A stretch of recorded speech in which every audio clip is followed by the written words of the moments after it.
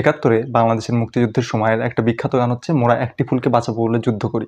দেখেন গানের থিমটা কত সুন্দর, যে একটা ফুলকে বাঁচানোর জন্য আমরা যুদ্ধ করি। মানে প্রাণ প্রকৃতিকে কতটা প্রাধান্য দেওয়া হয়েছে, যে শুধু মানুষের জীবন ইম্পর্টেন্ট তা না, একটা ফুলেও আমার কাছে অনেক ইম্পর্টেন্ট।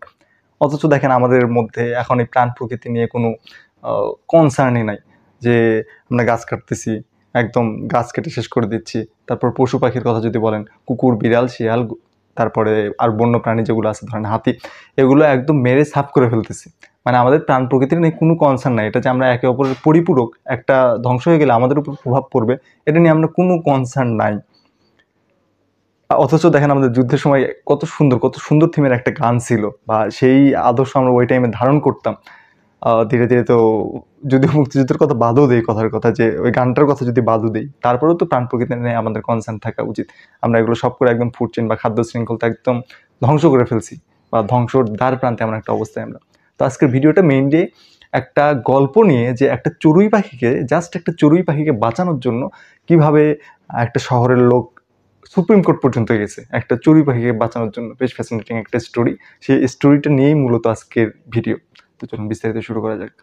ওরা একটি ফুলকে বাঁচাবো বলে যুদ্ধ করি, ওরা একটি ফুলকে বাঁচাবো বলে যুদ্ধ করি।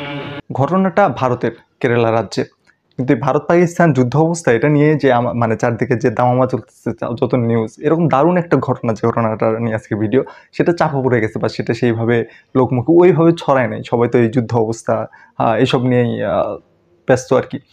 তো ঘটনাটা হচ্ছে যে কেরালায় দুইজন পার্টনারের মধ্যে, মানে তাদের একটা শপ ছিল, একটা টেক্সটাইল শপ ছিল, সেই শপ নিয়ে দুইজন পার্টনারের মধ্যে ঝামেলা চলে। তো তারা কোর্টের দ্বারস্থ হয়। তো কোর্টের দ্বারস্থ হওয়ার পরে সুপ্রিম কোর্ট বলে যে আচ্ছা, এটা দোকানটা বন্ধ থাক, মামলা চলতে থাকুক, এর নিষ্পত্তি না হওয়া পর্যন্ত দোকানটা 6 মাসের জন্য বন্ধ থাকবে। যে দোকানে কেউ কোনো অ্যাক্সেস নিতে পারবে না, দোকান এই টেক্সটাইল শপটা শাটারিং টাটারিংটা ছিল সব বন্ধ করে দেওয়া আর কি। এখন কথা হচ্ছে, এর মাঝখানে অ্যাক্সিডেন্টলি কোনো পাইপ বা কোনো একভাবে আর কি একটা চড়ুই পাখি, একটা ছোট্ট চড়ুই পাখি সেই টেক্সটাইল শপে ঢুকে পড়ে। বাইরে ছিল কাচের আবরণ, ছিল ওয়াল ছিল, সেখানে একজন শপকিপার এবং একজন অটো চালকের চোখে এটা পড়ে যে ভেতরে একটা চড়ুই আটকে পড়ছে, সে বের হতে পারতেছিল না। এদিকে দোকান তো 6 মাসের জন্য শাটডাউন করে দিছে, কারণ কেউ যদি দোকানটা খুলতে যায় তাহলে তো সে আইনি প্যাচে পড়ে যাবে। যেহেতু সুপ্রিম কোর্ট অর্ডার দিয়েছে দোকান 6 মাস খোলা যাবে না, তাহলে কেউ খুলতে গেলে সে তো দোষী হয়ে যাবে। তো দোকানটাও খোলা যাচ্ছিল না। তারা তখন এই পাইপের মাধ্যমে সেই একটা পাখিকে খাবার দেওয়ার চেষ্টা করে, ওখানে খাবার পানি প্রোভাইড করার চেষ্টা করে যেন পাখিটা বেঁচে থাকে।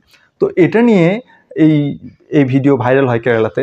কেরালাতে একটা মফস্বল একটা শহর আর কি, মানে কেরালার যে জায়গার কথা বলতেছি সেই জায়গায়। তারপরে এটা ওই লোকালিটিতে বেশ ভাইরাল হয়, মিডিয়াও এটা বেশ ভালোভাবে কভার করে। যেমন আমরা রিপাবলিক বাংলাতে দেখি, পশ্চিমবঙ্গের টেলিভিশনের কথা যদি বলি, তাদের কন্টেন্ট বা তাদের মিডিয়ার যে যাচ্ছে তাই অবস্থা, কেরালা কিন্তু এই দিক থেকে অনেক অনেক অ্যাডভান্স, মানে অনেক ভালো আর কি, পজিটিভ সেন্সে বলতেছি।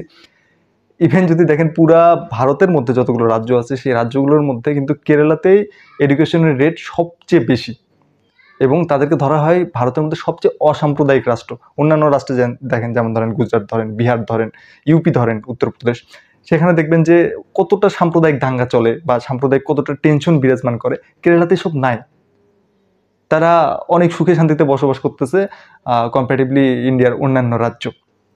তো যাই হোক, তো এই ঘটনা যখন মিডিয়াতে এরকম প্রকাশ পায়, তখন যারা লোকালিটির ধরুন পঞ্চায়েত আছে, তারা যে জজ কোর্ট আছে, সেই জজ কোর্টের দ্বারস্থ হয় যে আমরা এই একটা পাখি বা আটকা পড়ছে, এই পাখিটাকে বাঁচানোর জন্য আমাদের মানে এই দোকানটা খোলার ব্যবস্থা করা। কিন্তু যেহেতু সুপ্রিম কোর্ট থেকে ওটা স্টে অর্ডার দেওয়া আছে যে দোকান খোলা যাবে না, জজ কোর্ট তো কিছু করতে পারবে না। তখন জজ কোর্ট বলে যে না, এটা প্রাণ প্রকৃতি আমাদের জন্য ইম্পর্টেন্ট, একটা পাখির জীবন আমাদের কাছে ইম্পর্টেন্ট, আমরা এটা সুপ্রিম কোর্টের কাছে আমরা নিজেরাই এটা দৃষ্টিগোচর করব। পরে বিষয়টা সুপ্রিম কোর্টে যায়। সুপ্রিম কোর্টে যাওয়ার পরে আর এই যে ঘটনা ঘটতেছে, এটা যে অনেকদিন চলে যাচ্ছে এরকম না, মাত্র 3 দিন পাখিটা মাত্রই বলতেছি 3 দিন পাখিটা আটকা ছিল। বাংলাদেশ হলে হয়তো পাখিটা ওখানে বেঁচে থাকতো না আর কি। তো এরপরে এই জেলা যে জজ কোর্ট থাকে, সেখানকার যে বিচারক থাকে, তারা সুপ্রিম কোর্টের বিচারপতিদের জাস্টিসদের দ্বারস্থ হয় এবং বলে যে না, এই দোকানটা অন্তত পাখির জন্য হলেও খুলে দেওয়া উচিত, এখন খুলে দেওয়া দরকার। তখন সুপ্রিম কোর্ট বলে আচ্ছা ঠিক আছে, আমরা এই দোকানটা খুলবো, মানে জাস্ট পাখিটাকে বাঁচানোর জন্য। তারপর সেখানে লোকাল লিডাররা আসে, বা যারা দেখভাল করতেছিল, যে খাবার দিচ্ছিল, তারা সবাই এসে ওই দোকানটা খোলা হয়, মানে সুপ্রিম কোর্টের আদেশে খোলার পরে সেই পাখিটাকে অবমুক্ত করা হয়। এই অবমুক্ত করার পরে মানে সবার মধ্যে যে উচ্ছ্বাস ছিল যে আমি একটা পাখিকে বাঁচাচ্ছি, জাস্ট একটা পাখি, জাস্টই বলতেছি, হিসেবে তো এটা জাস্ট বলার কথা ছিল না আমার, যে জাস্ট একটা পাখি তো, কিন্তু পাখি তো সেটা, মানে সে তো, তার তো জীবন আছে, সে তো জড় বস্তু না। এই যে দেখেন প্রাণ প্রকৃতি নিয়ে কনসার্ন, এই কেরালাবাসী যে, বলতে গেলে কেরালাবাসী ভারতের অন্যান্য রাজ্যের থেকে সব দিক থেকে, সব পজিটিভ দিক থেকে তারা অনেক অ্যাডভান্স, তারা অনেক এগিয়ে। তো 2020 সালে যদি আবার কেরালার একটা ঘটনা দেখেন, সেখানে একটা হাতি মারা যায়, হাতি এই বিস্ফোরক দ্রব্য হাতির মুখে খাওয়ানো হয়, মানে খুব কষ্ট করে হাতিটা মারা যায়। তো সেই ঘটনা বেশ ভাইরাল হয়েছিল, তার মধ্যে কেরালাবাসীর মধ্যে একটা নাড়া দেয় বিষয়টা, যে প্রাণ প্রকৃতি নিয়ে। তারই বলা যায় এটা ছোট্ট একটা রিফ্লেকশন আর কি, একটা পাখির জন্য এত দৌড়দৌড়ি। কারণ বাংলাদেশে হলে হয়তো কে গায়ে লাগাতো, আরে একটা পাখি তো, এটা নিয়ে এত হই হুল্লোড়ের কি আছে, তারা হয়তো এভাবে গায়ে লাগাইতো না।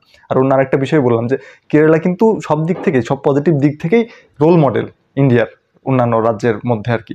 সেটা আপনি এডুকেশন বলেন, তাদের অসাম্প্রদায়িকতা বলেন, তাদের মধ্যে যে হারমোনি সেটার কথা বলেন, তারপরে তাদের অন্যান্য যে বেসিক জিনিসগুলো, মানে একজন হিউম্যান হিসেবে পজিটিভ সেন্সে থাকা উচিত, সবগুলোই কেরালাবাসীর মধ্যে অন্যান্য রাজ্যের থেকে সবচেয়ে বেশি পরিমাণে আছে।